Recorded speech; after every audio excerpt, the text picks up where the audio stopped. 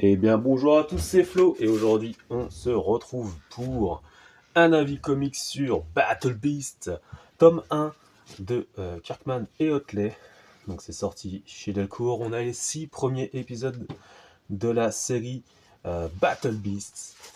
Alors ça s'imbrique du coup dans l'univers invincible. De toute façon on le voit au tout début du chapitre 1 quand Battle Beast arrive dans la série Invincible et qu'il repart en fait sur sa chasse au combat et surtout pour mettre fin, on va dire, à son existence, avoir une mort digne, tout simplement.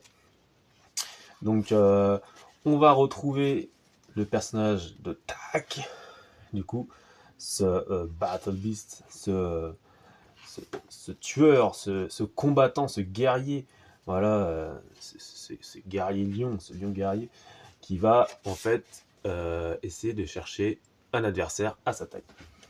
Alors, globalement, c'est un récit du coup assez bourrin, qui se lit rapidement quand même. Voilà, je l'ai lu d'une traite, hein, tout simplement. Et du coup, ce que j'en ai pensé, c'était assez sympathique. Sur la suite, je sais pas du tout, par contre, combien de numéros ça va comporter.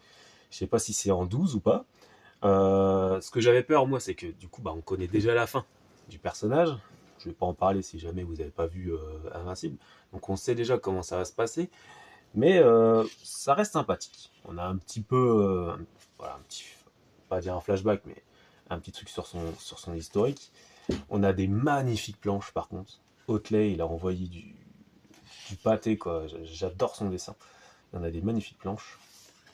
Et, euh, et voilà. Donc je vais peut-être, parce que je suis allé un petit peu vite, on va essayer de remettre un petit peu du contexte et d'histoire. On a juste ce Battle Beast qui cherche un adversaire à sa taille. Il est rentré dans un vaisseau et en fait il y a l'IA de ce vaisseau qui va lui chercher du coup des adversaires. Et en fait vu que l'IA, les anciennes personnes qui étaient dans le vaisseau, elle aimait beaucoup ces personnes. C'était quand même un petit peu une famille pour lui. D'un coup, bah en fait l'IA va chercher un adversaire qui peut le tuer tout simplement.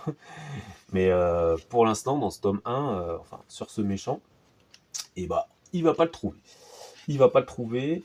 Et après, suite à ce combat, il va trouver un autre collègue, un autre, un autre escuyer, on va dire, comme on va dire. Et de là va se monter une petite histoire, tout simplement. Lui, ça va être un héritier sur une planète quelconque. Qui va l'amener sur cette planète. Il va essayer de terrasser la personne de cette planète. Et voilà, au fur et à mesure, tout va un petit peu s'imbriquer. Il y a un petit côté aussi, comment dire, dark fantasy, parce qu'arriver sur cette planète, on va avoir un sorte de château, le château du méchant, quoi. On va aussi avoir une personne qui va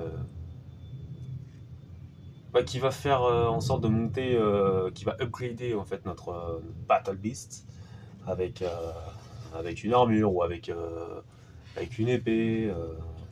Voilà, ce personnage secondaire, lui, il va un petit peu upgrader aussi, du coup.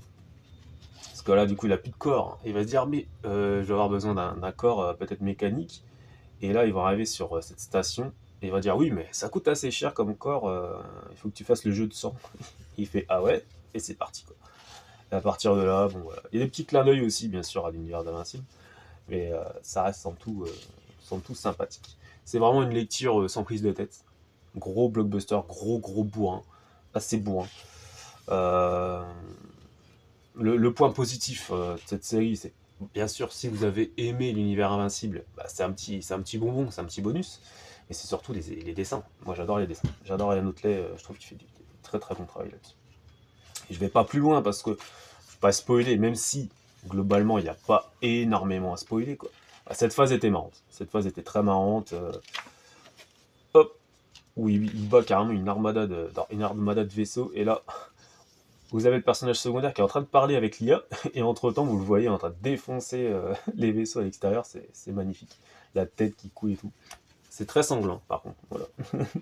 Mais franchement, c'est très très bon. C'est très très bon. Moi j'ai bien apprécié ma lecture. Pour ça, je dirais sur le tome 2. Donc voilà. Puis à la fin, on a quand même un cahier, comme on a eu dans les intégrales Invincibles, mais apparemment même dans les épisodes, dans les plus petits formats, il y avait, parce qu'il y avait un petit peu ce cahier qui faisait tous les 6 numéros. Donc là, vous l'avez, il reparle un petit peu soit des covers, soit des pages qui leur plaît plus, comment ils travaillaient, quoi. C'est assez intéressant.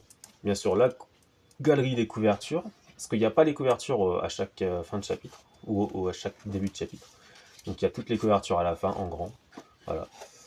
Donc il y a vraiment de très très belles covers. Donc voilà, un petit peu de Dark Fantasy, là. Ça fait plaisir. Et voilà. Que dire de plus, hein, c'est assez rapide parce que c'est du bourrin, c'est beau. Moi, le seul truc que j'aimerais, c'est pour moi de tester leur. Parce que je sais que Otley avait dessiné du Spider-Man. J'ai vu quelques covers qui m'intéressaient. Je sais pas si la série est bonne. Si vous l'avez lu, dites-le moi. Hein, comme ça, je pourrais essayer de le tenter. Donc voilà. Donc, si vous avez des questions, dites-le moi en commentaire. Si j'ai dit des conneries, dites-le moi en commentaire. Bien sûr. C'était rapide, mais bon. C'était juste pour vous dire que c'était un petit bonbon super sympa. Et mettez un j'aime. Et je vous dis à la prochaine pour un prochain Avis Comics. Salut.